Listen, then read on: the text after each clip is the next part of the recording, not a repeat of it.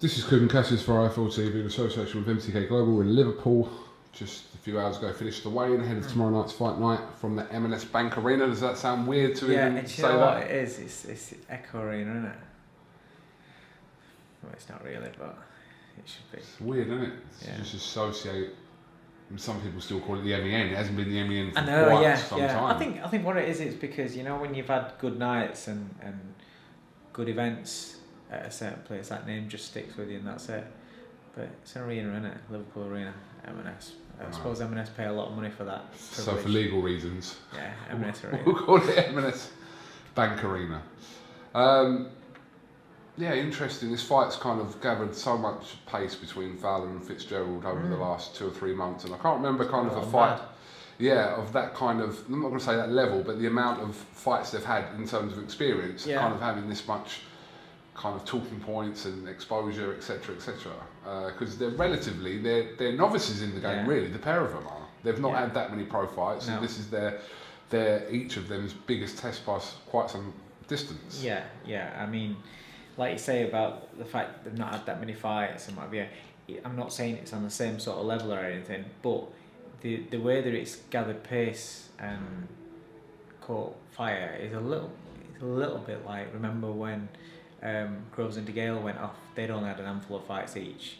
Obviously that was for the British title, and they'd got a lot of these have got a lot of amateur pedigree, but I'm just saying that for young prospects there hasn't really been that since that, really, I suppose. Definitely, like you said, it's just the build-up has been kind of relentless as well. I think as well, the thing that's made this stand out as well is because of social media.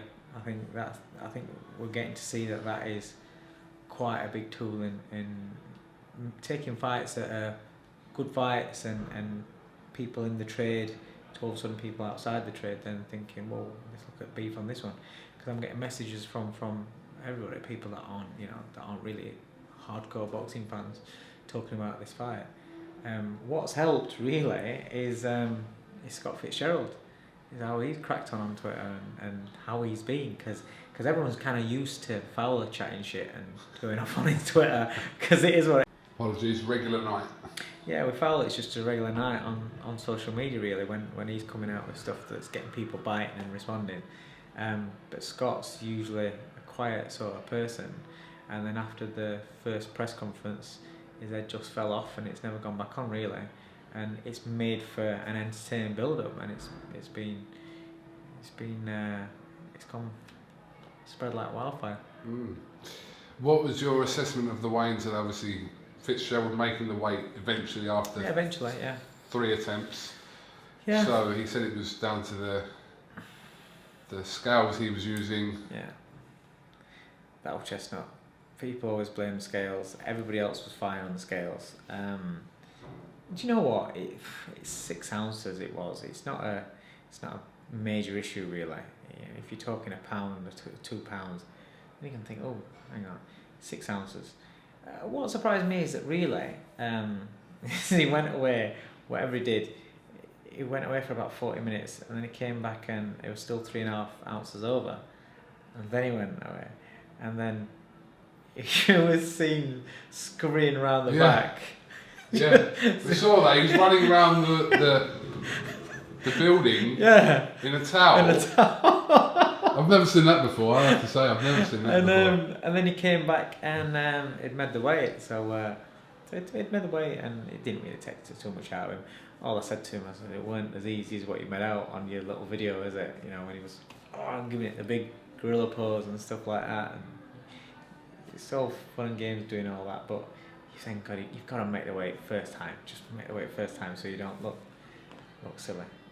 It's great that they're kind of having this fight now, because it's like you get a lot of fights that kind of don't happen because people are waiting for a potential bigger build-up. In a couple of years this could be huge, and history kind of tells us that those fights normally don't happen when they're meant to happen at a certain time, and we were lucky that, talking about DeGale Groves, that we kind of got that quite early on.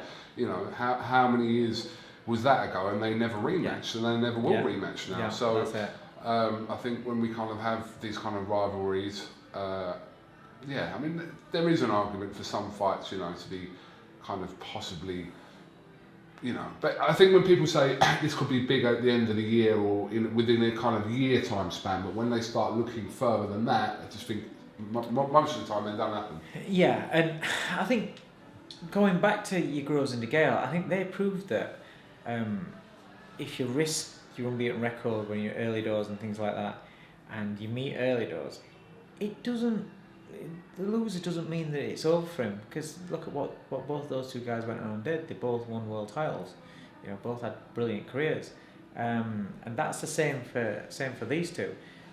It's whether they've got the mindset of those guys to be able to pick themselves up and move forward. But when you're talking about waiting and letting a fight marinate a little bit, you always run the risk of it blowing itself out or somebody getting beat.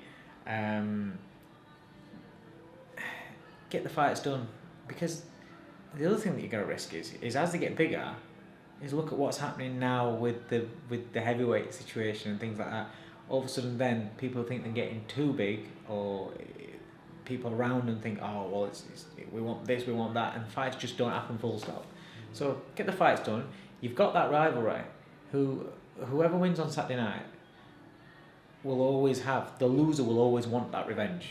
And if the loser gets back in the gym and works hard, carries on and comes back from it, then there can always be a rematch down the line. If there isn't a rematch, then you've had the fight, you've had the exposure, you've had the publicity and everything, and it's you know, you've had something out of it.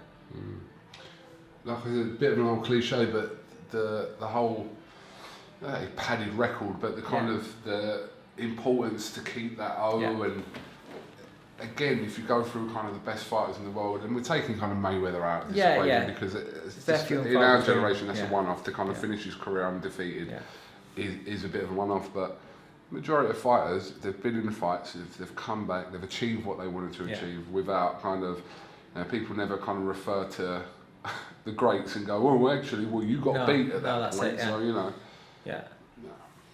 I think as when you go on in your career and when you've finished, and when fans look at somebody's career, they don't judge whether a fighter was any good or whether fans of them, or because they're unbeaten, because they had 3 losses on 2 losses.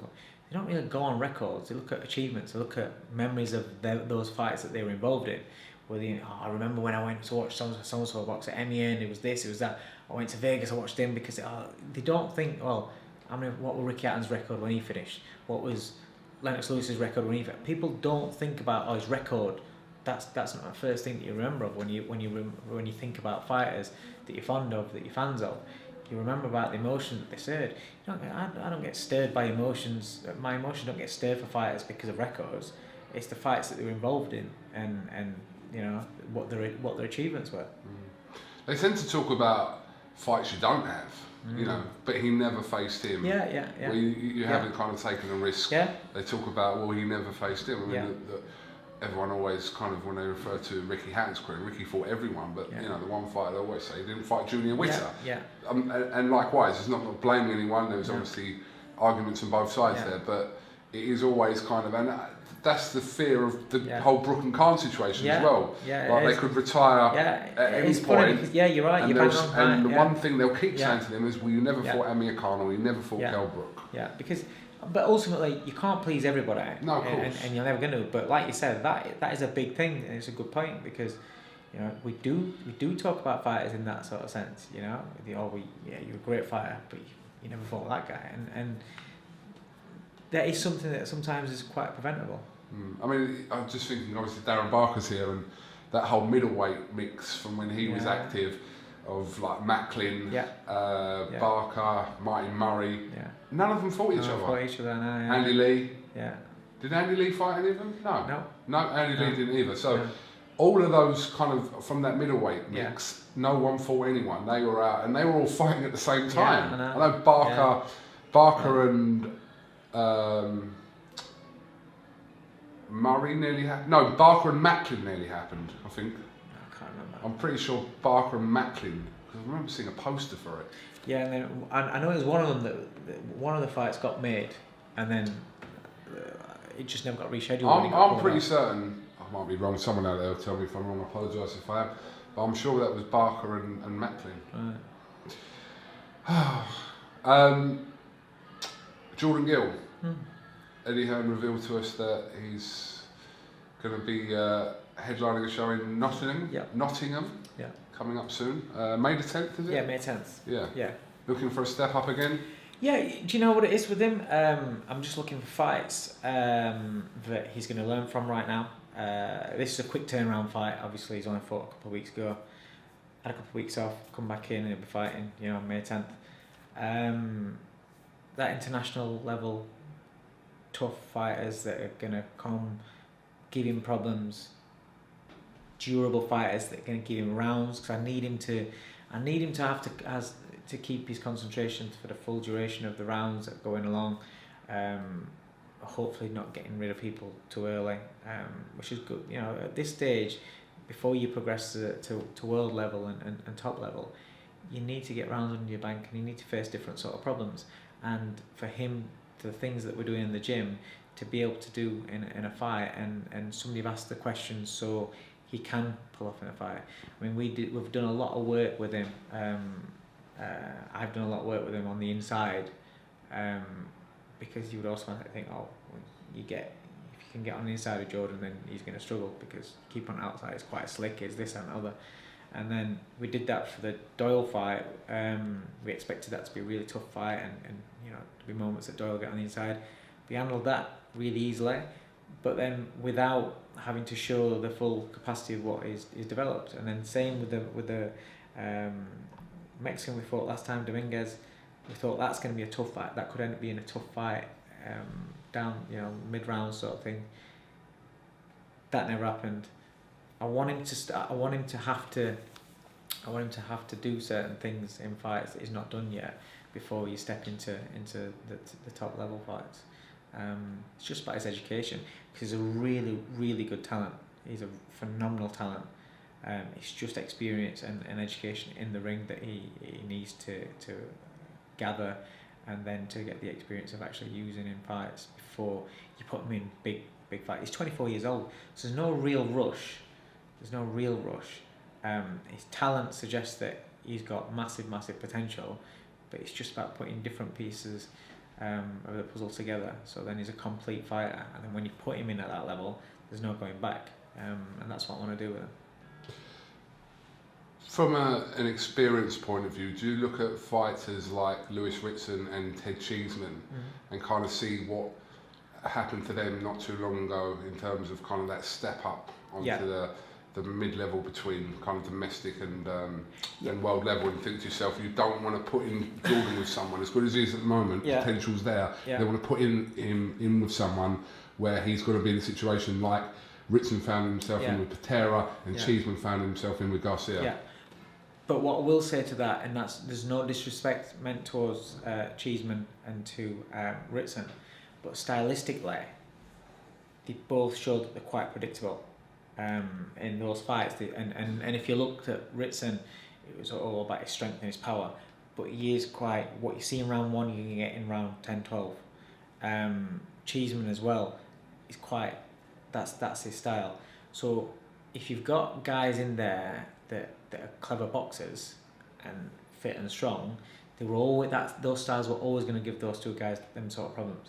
No disrespect to them, Jordan Gill's not just going to come at you in one dimension. He can box a number of ways. He can box whether we're going backwards or whether he's going forwards.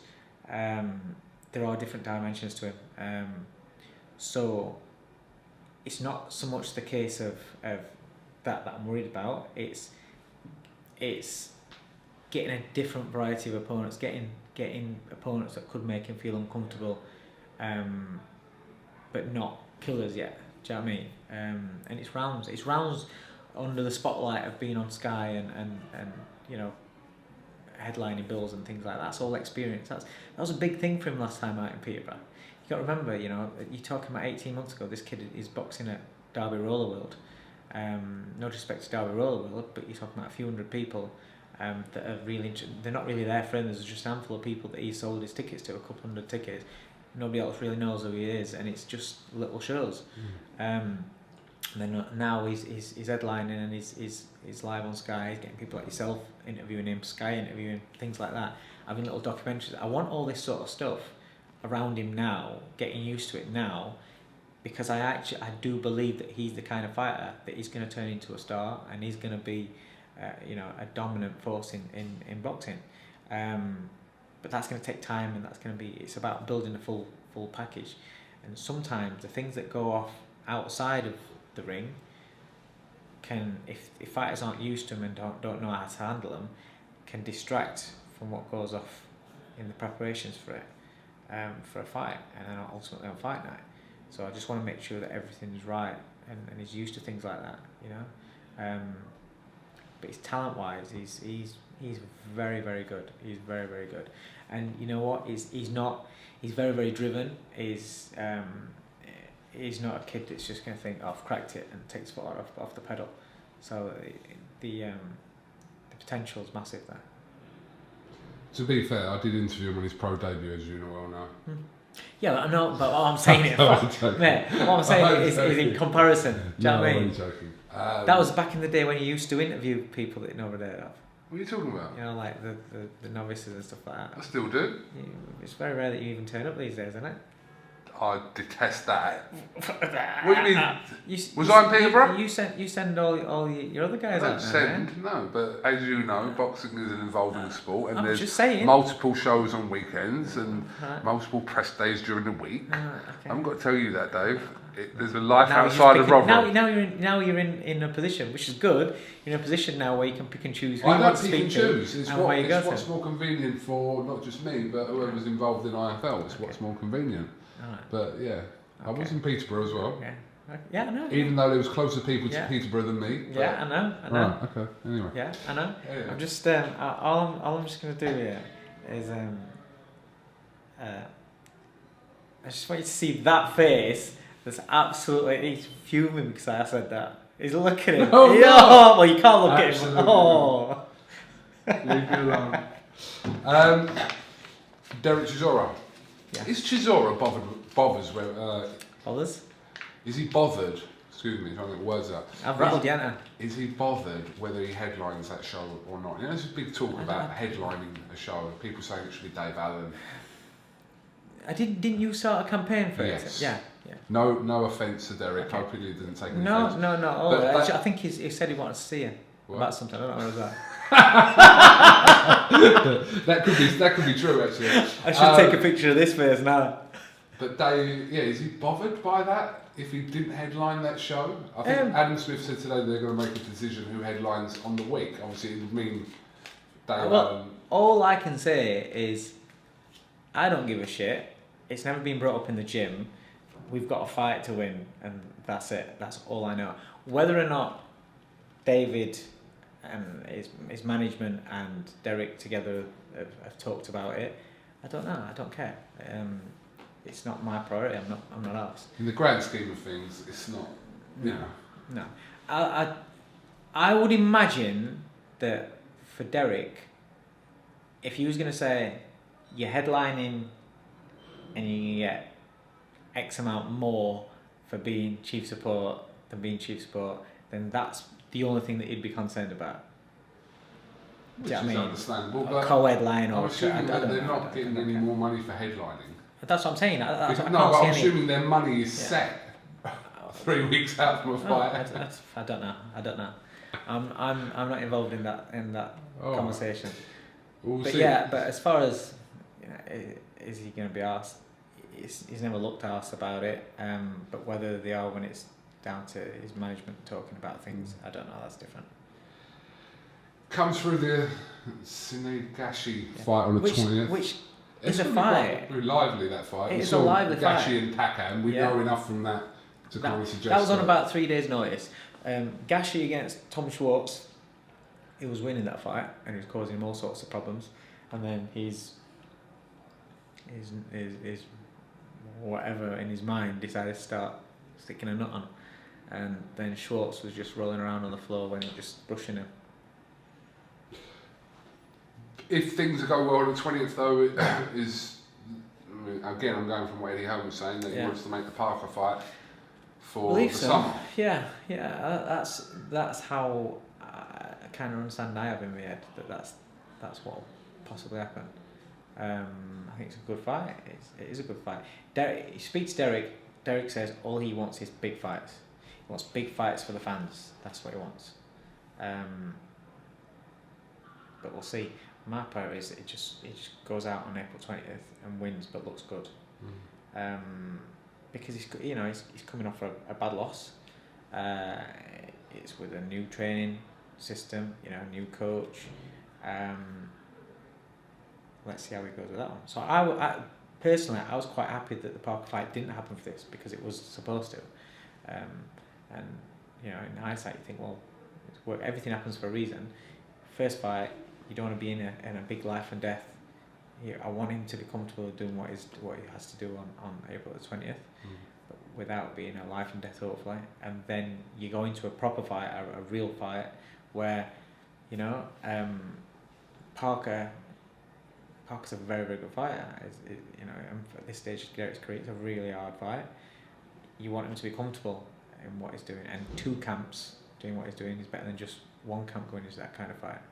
So my main priority is April 20th. We get through that, and then whatever happens next is we'll see. You never know in this division. In the heavyweight division, you never know. We're making plans now, and it might all change. You just don't know. It's ever changing. It's like a soap opera. Yeah, it's a bit shit at the moment, as in for what fights could be there and could happen, but aren't happening. And what fights we are. Yeah, I think everyone kind of accepts from whoever anyone's fighting at the moment. It's not the first choice of opponent for any of the heavyweights, including. But as long as you all keep winning, eventually the big 3, those fights are just going to get bigger and bigger. But they need to happen. We're quite fortunate we got to see the Fury Wilder fight. If you really kind of think of what the Aggie looks like now to see the rematch. Yeah, we only got to see it because people thought that Fury didn't have that in the tank. Possibly. And the problem is that he's gone out there and shown what he has got in the tank, and now it's like, ooh, this is bigger than what we thought. But then again, the people that are now looking after him have just took him away from that rematch for their own reasons and for whatever reason they see is best for Fury.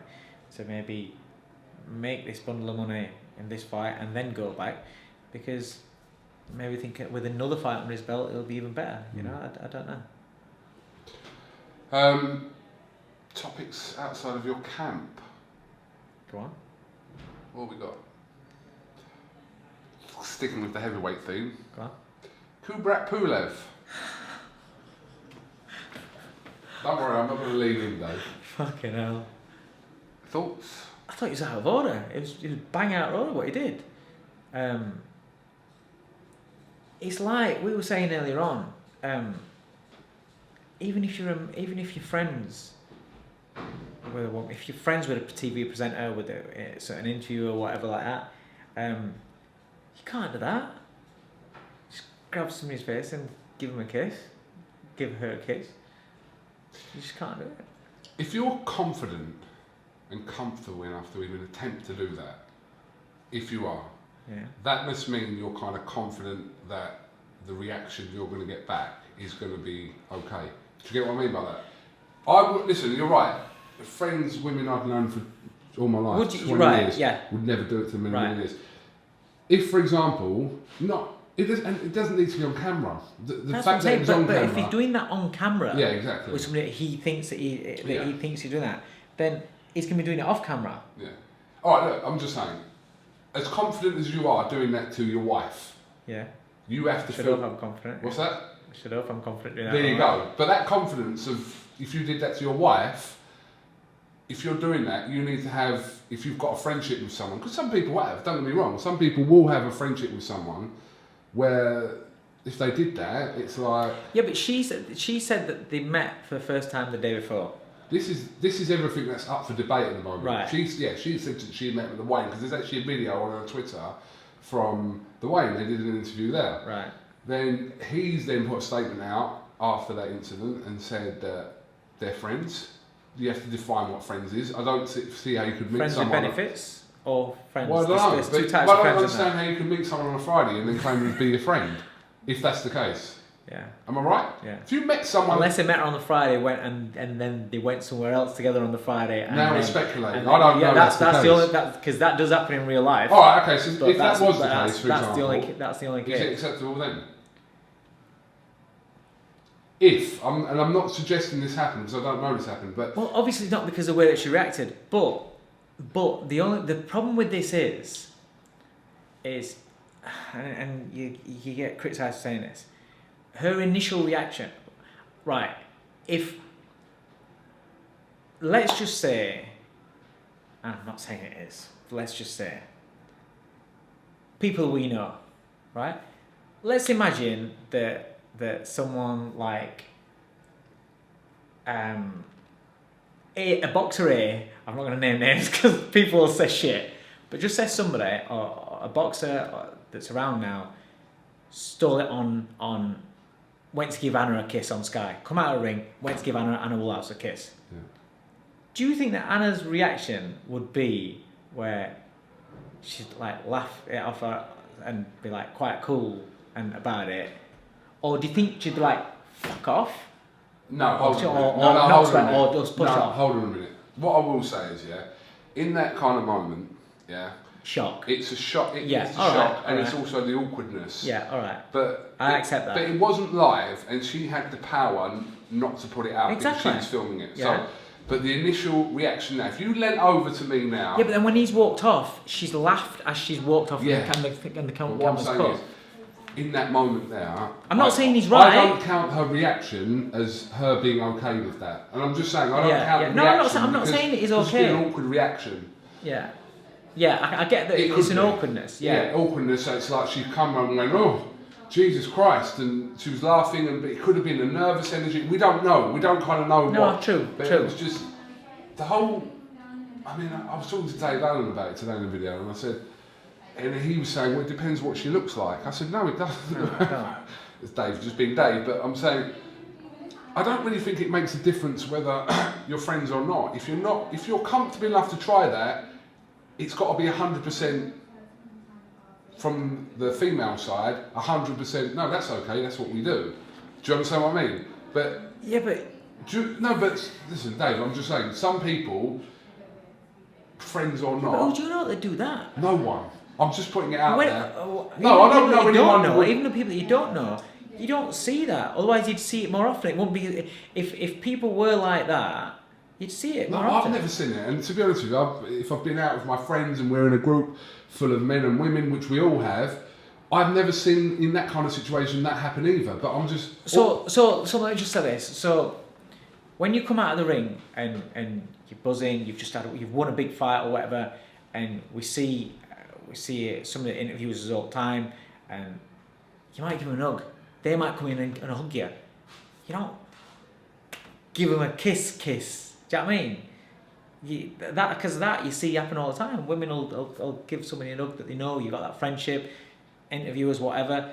Whether we're just mates or whether it's like male and male or whether it's just male and female, you give each other hugs and stuff like that. But nobody does, and that's in the big emotion of winning a big title and things like that. Let me kind of use a different example. It's nothing to do with what happened, but this is what I'm trying to really get at, right?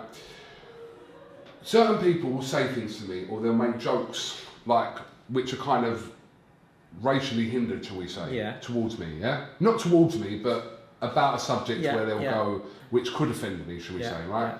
Now, those people would say it to me because they're comfortable enough to say it to me. Yeah. If they thought that I took offence to it, they wouldn't say it to me.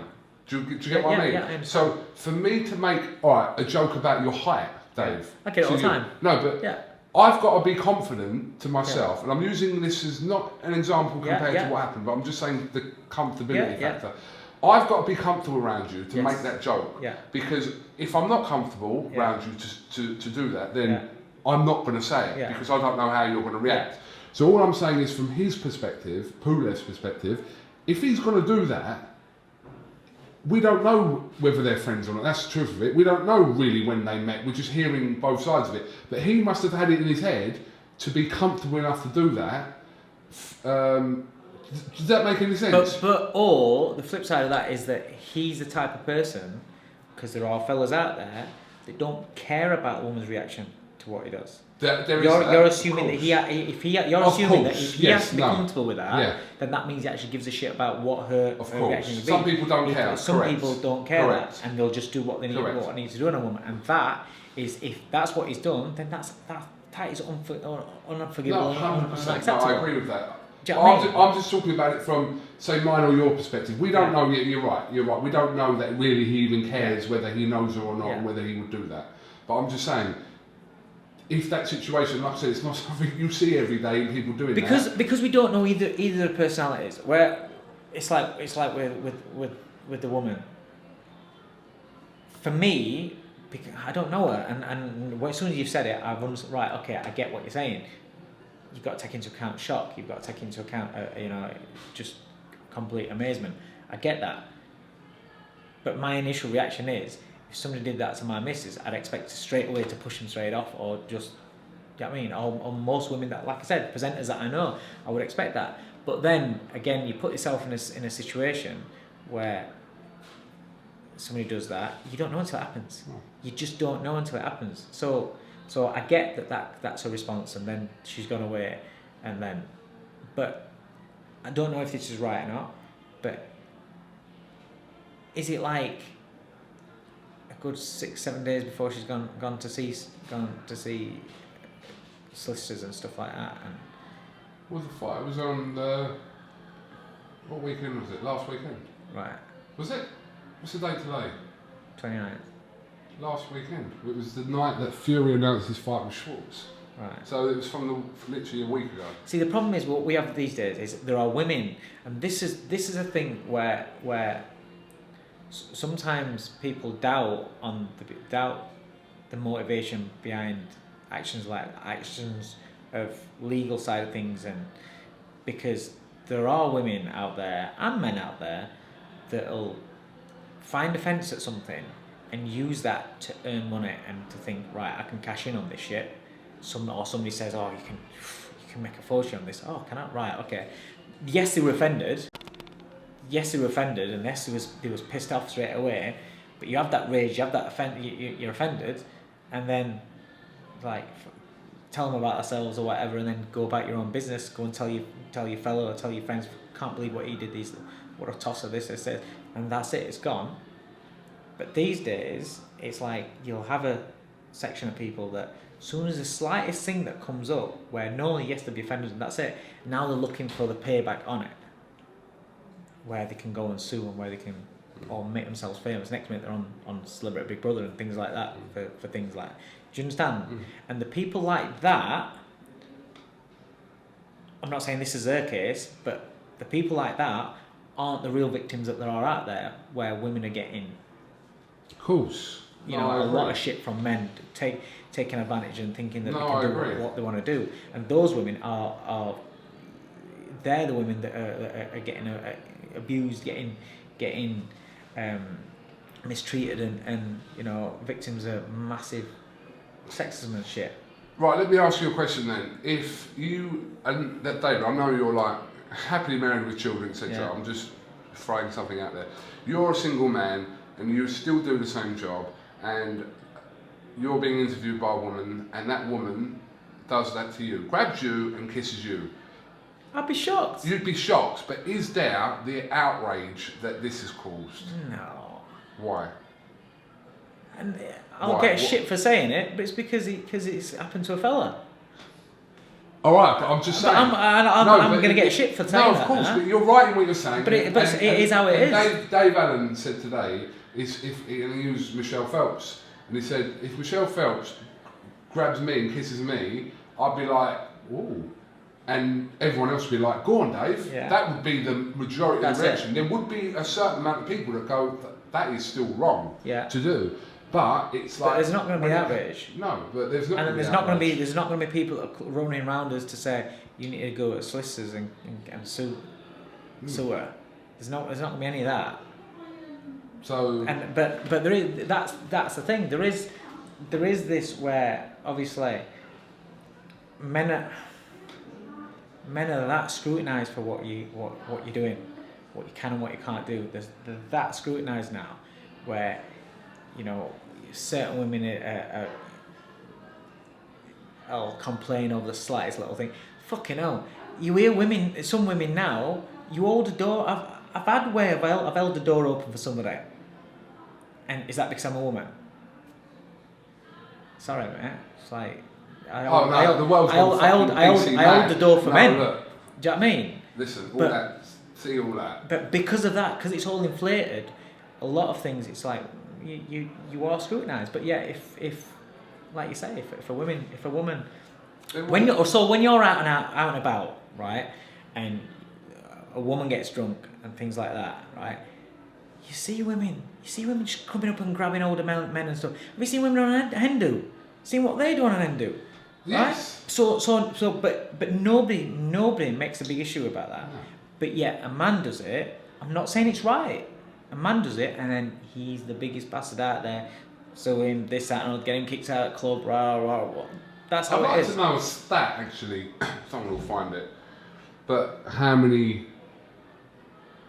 men are the victims of sexual assault from women?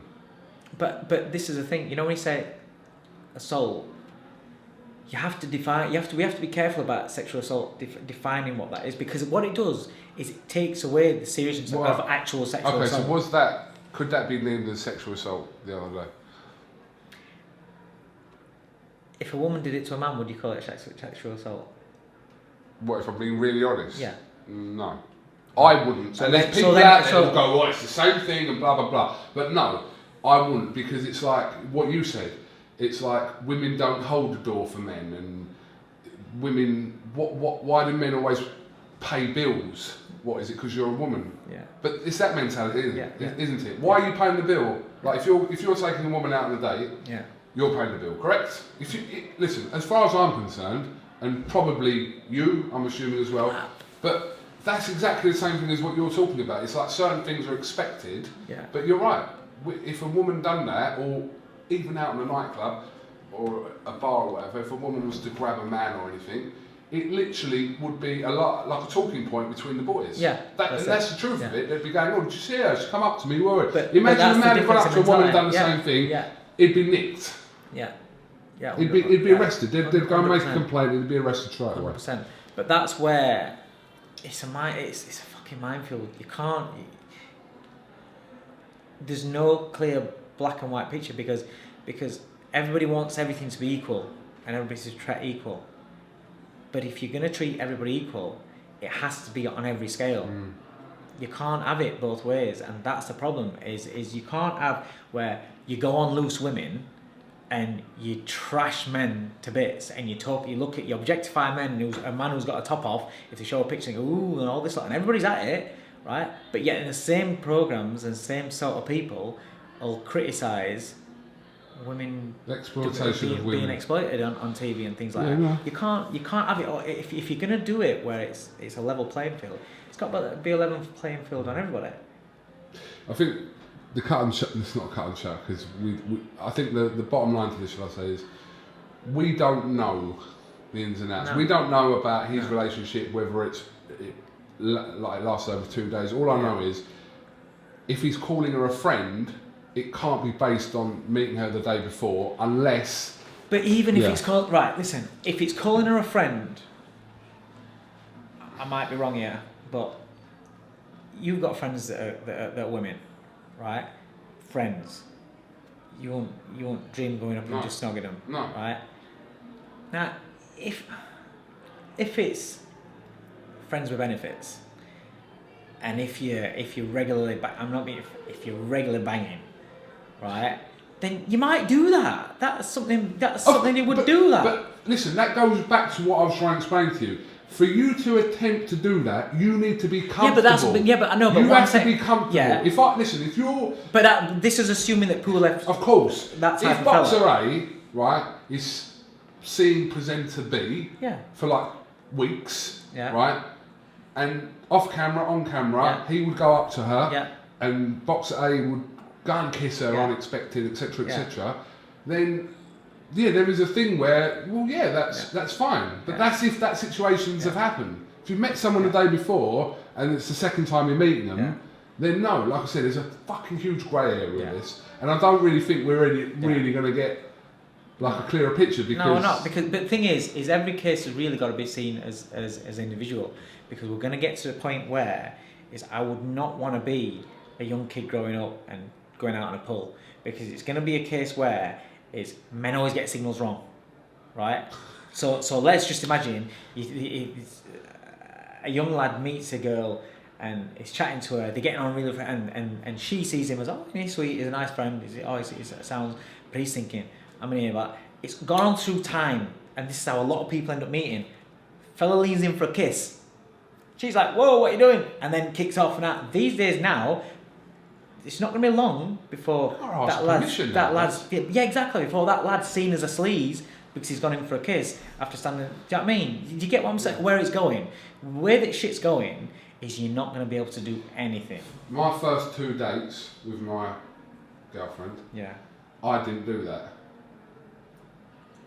She was a pro boxer, had nothing to do with it. Had nothing to do with it. Okay. But I didn't do that. Yeah.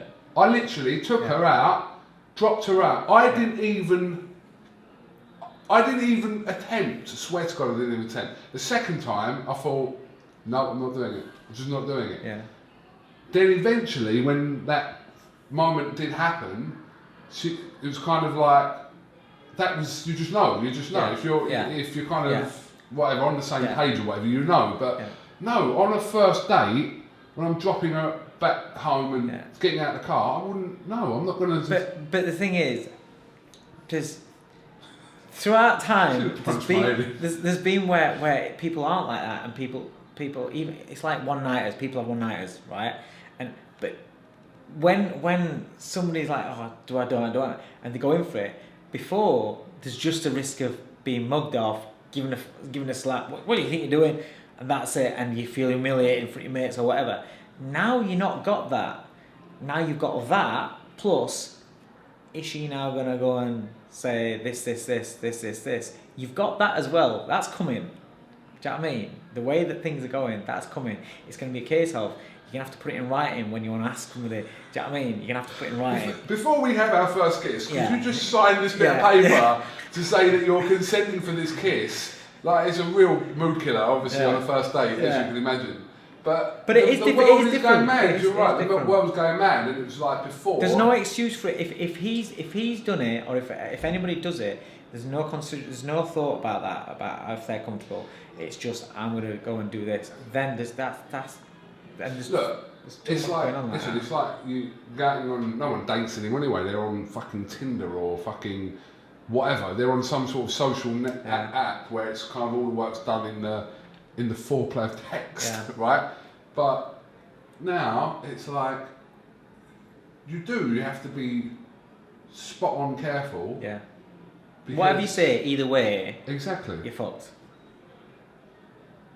I don't know. Listen, this has gone not off subject because we're talking about the whole thing of Pulev, but like I said, I think currently today, Friday, we don't know all the facts about it. He's refusing to apologise, apparently, Pulev. Is he really? That's what I saw on Sky News today, that he's refusing to apologise. Now, if he believes that, and it's, people aren't going to agree with this as well, but it's the truth, it's culture as well. Yeah, but that's no excuse. It's not an excuse. That's no excuse at all. No, I'm just saying, hold on a minute. Right. I'm just saying. You know, like some people, when you meet them, it's like, they'll kiss you on the cheek twice, for example, That's always confusing. Somebody going, you aim for one kiss on the cheek or two. I fucking hate that shit. Well, that's a cultural thing, right? In no culture is it acceptable to grab someone. But what I'm saying is, I don't know, and it was Dave Allen that was kind of talking about this to me today. He was saying, we don't really know what he's used to and what he's not used to. Maybe wherever... Yeah, but it might just be a twat that's usually just grabbing women up, and that's the problem, we don't know. If that's what he is, then he's I don't know, maybe, like I said to you, wherever he's from, that happens. It's not an excuse, because that fight was in America from the weekend, so there's absolutely no excuse. And I'm not using it as an excuse, I'm just using it I'm not even using it as anything. I'm just saying it as a reasoning why he won't apologise. Yeah. If that's true, if that's accurate. But it's mad. Someone said to me today, it's probably a publicity stunt. I'm like, well, it's a pretty fucking dodgy publicity stunt if it is, because it's like, it's not a publicity stunt I'd ever want to be involved in. No. But anyway, all right, we've done 40 minutes, 20 minutes talking about fucking hell. Our first dates. Do you remember your first date with Lou? Yeah. Yeah. Where did you go? Took us to there was a bar called RSVP in Sheffield. I think it's. How did that happen then? No, as in, like, first date, did you get the kiss or not? I ain't telling you. Come on, we're talking about it. No. No. No. It's good, that's a good sign. Not first date, no. Not first date? No, I'm just wondering whether you leaned in and got a slap. I was too shy. Oh, no. She asked me out, and I was too shy. Is that accurate? No, it's 100%. Oh, yeah. I'd fancied her for ages, but I was one of them that if I liked someone, I just say hello. I don't speak to her, and